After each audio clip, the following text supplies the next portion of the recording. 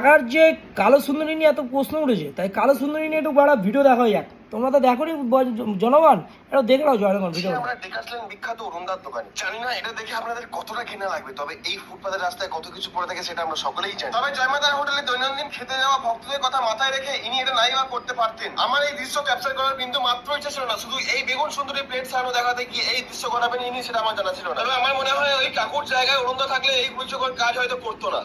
এই হচ্ছে সেই বেগুন সুন্দরী। তো আপনারা দেখিয়ে দিলাম যে বেগুনটা মাটিতে পড়ে গেছিলো। অনেকে যখন বারবার আমি বলেছিলাম, লাইভ আমার কাছে প্রমাণ রয়েছে, পড়ে গেছে, সেটা তুলে নিয়েছে।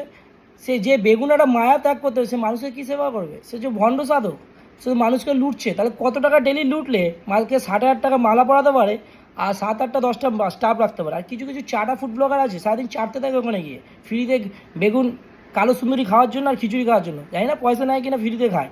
যাই হোক, চাটটুকু কম, আর গ্র্যাজুয়েট চাটা আছে চাটার জন্য।